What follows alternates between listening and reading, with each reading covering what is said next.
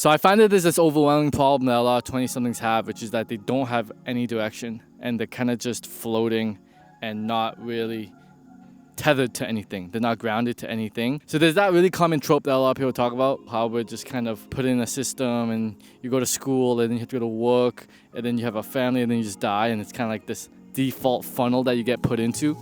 And I'm not going to hammer onto that because it's kind of like a dead horse or whatever that term is. I'm kind of just going to give it to you straight what it means to have a life philosophy and why you should develop one.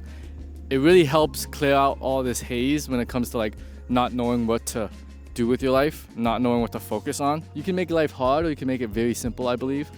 And there's only really like 4 or 5 things to really focus on to have a good life, whether that's eating healthy or having a good business or whatever. Like there's only 4 or 5 things to really focus on. And this video is not gonna be a guide on how to find your passion or whatever the fuck, or how to find your purpose.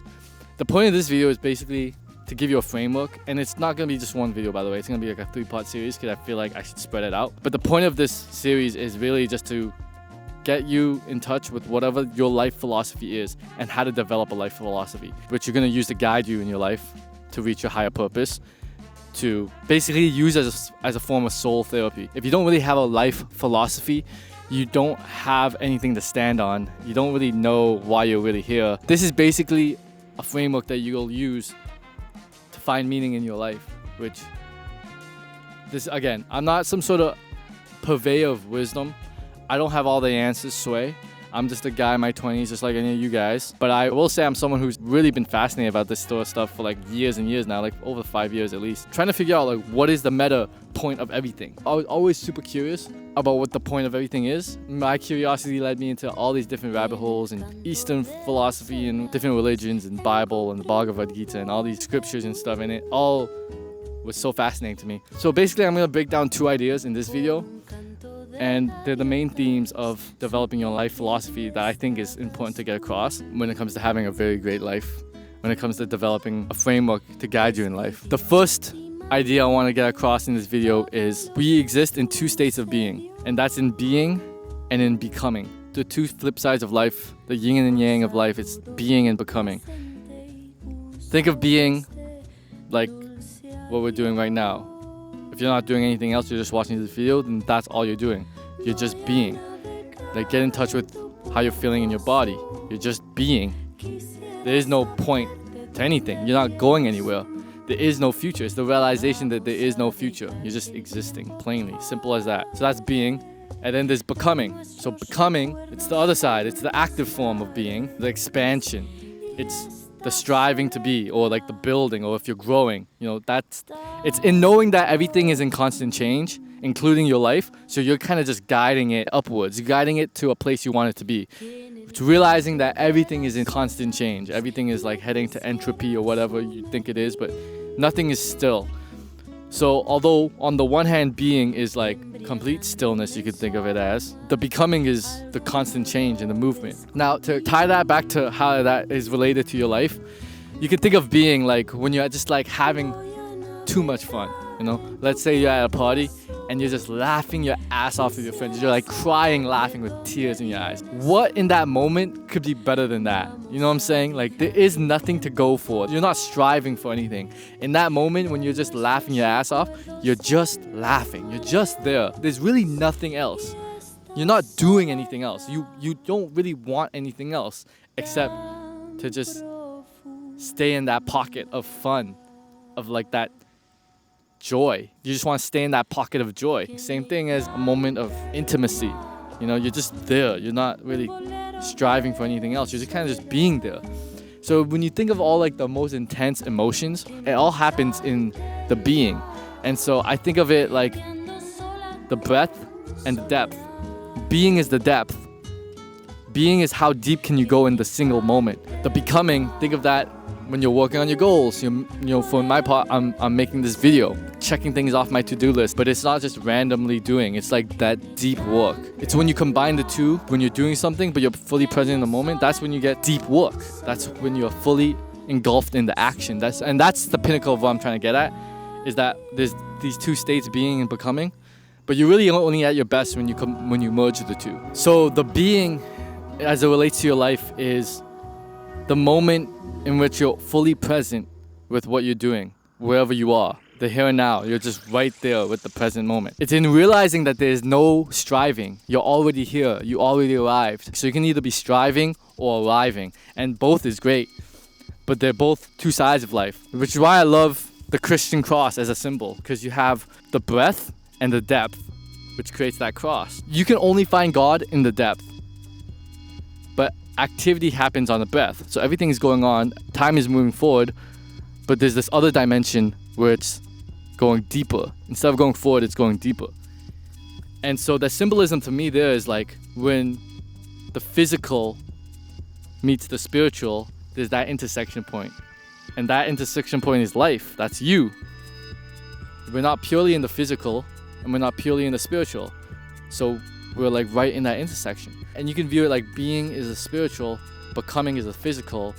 You know, money making is a very physical activity. It's a worldly activity versus having like a deep spiritual grounding. That's beyond this universe. The key of life is to get in that sweet spot where you're both in the being and the becoming. I'm making this video. I'm fully present in making this video. It's what the Bhagavad Gita talks about. It's when you're fully merging into the action itself. Whatever it is that you're doing, you're putting your total attention and focus onto it. That's what you can call being in a flow state. But ultimately, it's really just being fully present in the action itself.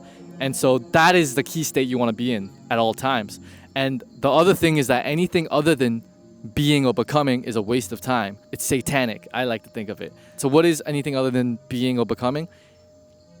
Procrastination, resistance, coping, comparison, comparing yourself with others, being in fear, spinning your wheels in the mud. You know, anything like that, that is satanic. It is satanic. Why is it satanic? And I'm not using that word because it's very like, it's a very visceral word, but it's also because it's just wasting your life. Anything that's not you either loving this present moment, enjoying right now, or you striving and going forward in life is just wasting your time. It's wasting your life. And if you think about it, whether you live to 100 years old or 200 years old or 50 years old, it's all too short anyways. It's just like a blink in the grand scheme of the universe. It's so fucking quick. The scale of human existence and your human life is so fucking short. And so if you're wasting your life away in coping and in comparing yourself to others or in procrastinating on your phone or some shit like that, that is, think of it literally like it's robbing your life. It is literally satanic. It is taking you down with you. And you intuitively know this. You intuitively know when you are fucking doom scrolling and wasting your time, it feels bad. These things naturally feel bad. You know, after a night of like crazy partying where you're just taking a lot of drugs, you just feel shitty. It could be your brain chemistry, but it's also the fact that you're not in flow. You're not connected to the being or the becoming. You're kind of just wasting your life away. And it's okay to have pockets of that. Like, I'm not opposed to everything, but just a concept to be aware of. There's the being and the becoming. Everything else is bullshit. Don't get caught up in the gray area. Look, you can be a tree right now, and you're both in the state of being and in becoming. If if I were to interview this tree right here, I'd ask him like, yo, what's he up to? He's just being. There's no thoughts in. I'm gonna speak for him, but I don't think there's any thoughts going on in this guy's head. He's just being a tree. Yeah, at the same time, he used to be a little sapling, and then he grew up into a tree. So he's also simultaneously in a state of being and in a state of becoming. So that's how you kind of want to model your life. You just look at a tree. What kind of problems does this tree have? Nothing. He's perfect as he is. There's nothing more that this guy can be or that this tree can do. It's just being. The second idea I want to touch on is the inherent value of life. Can you view the inherent value of all things? Can you view the inherent value of life? Can you see that a piece of grass is worth more than a Lamborghini or anything that has like a price tag to it? Can you actually inherently see that? What I mean by that is life has an inherent value to it. So another concept to incorporate into your life philosophy is to actually see the inherent value of things. For example, what is the value of true art? Why is art valuable? Well, to me, I think that art is probably one of the most important things in life. There really wouldn't be a point to life without art. And art's subjective, whatnot. But like, think of what art really is. To me, it's like the actual act of creation itself. It's the energy of creation in physical form.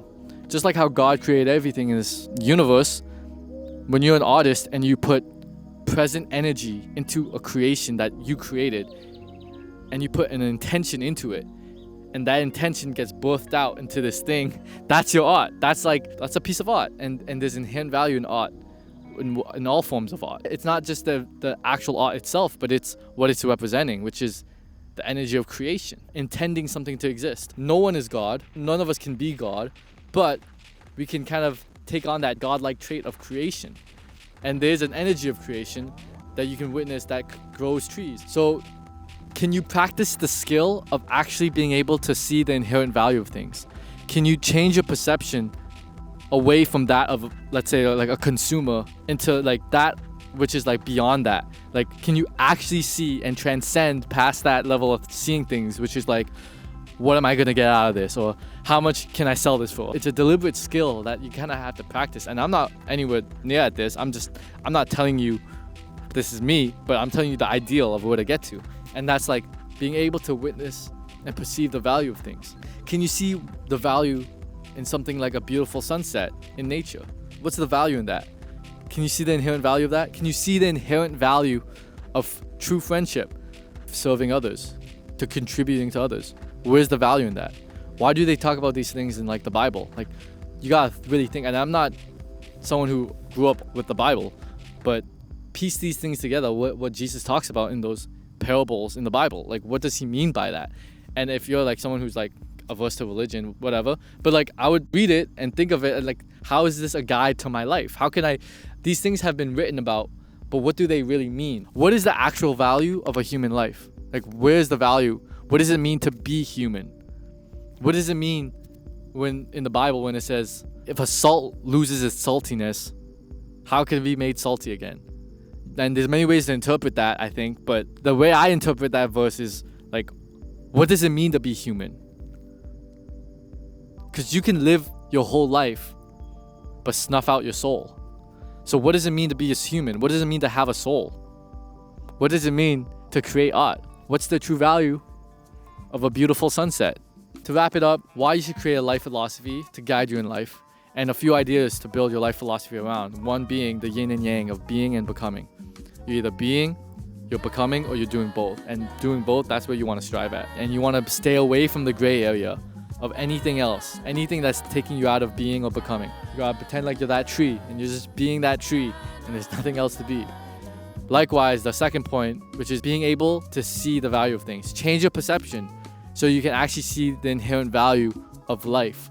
See the inherent value of the creation of life, the creative energy that flows through everything. And there's a creative energy that resides in you that's waiting to come out, that you can put towards your work, or in contribution to someone else's work, or in serving others. This energy within you that you gotta let out. When you stop creating, when you stop seeing the inherent value of life, when you stop seeing life in all things, when you stop seeing the value in your own life, in the value of humans, you die before you really die. And you lose, like in the Bible, you're like that salt that loses its saltiness. You're kind of just lifeless. You're like that AI art.